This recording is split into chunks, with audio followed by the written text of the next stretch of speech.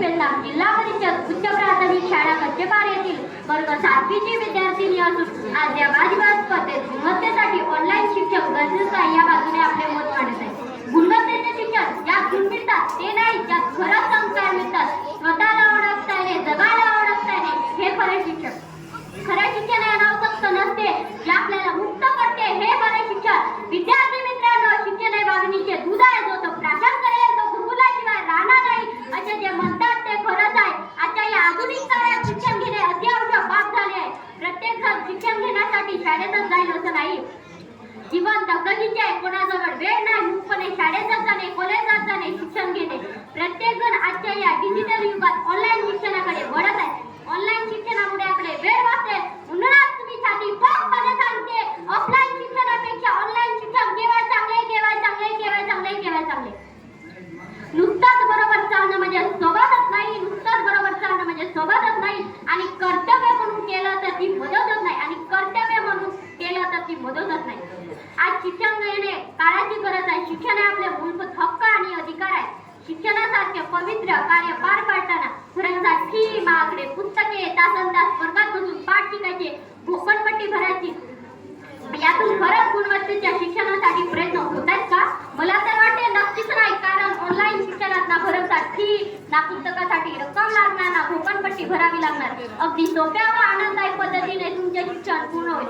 म्हणूनच माझ्या मते ऑफलाईन शिक्षणापेक्षा ऑनलाईन शिक्षण केव्हा चांगले, केव्हा चांगले, केव्हा चांगले, केव्हा चांगले। आजकालचे विद्यार्थी शिक्षणाप्रती जागृत आहेत का?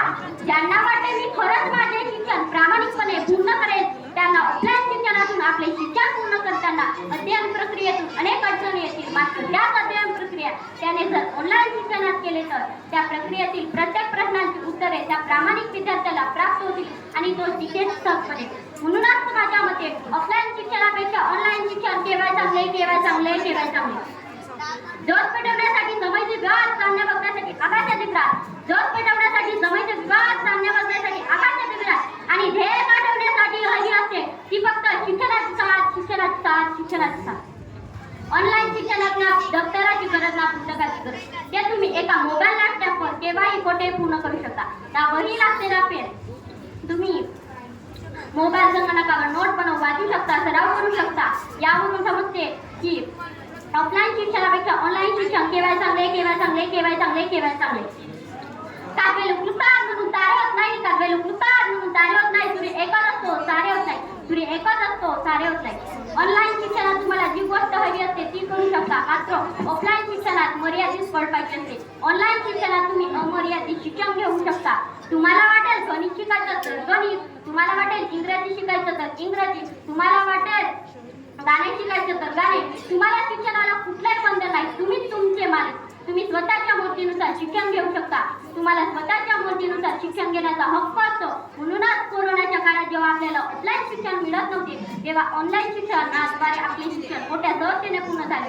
म्हणूनच मी सांगू शकते की ऑफलाईन शिक्षणापेक्षा ऑनलाईन शिक्षण केव्हा चांगले, केव्हा चांगले, केव्हा चांगले, केव्हा चांगले।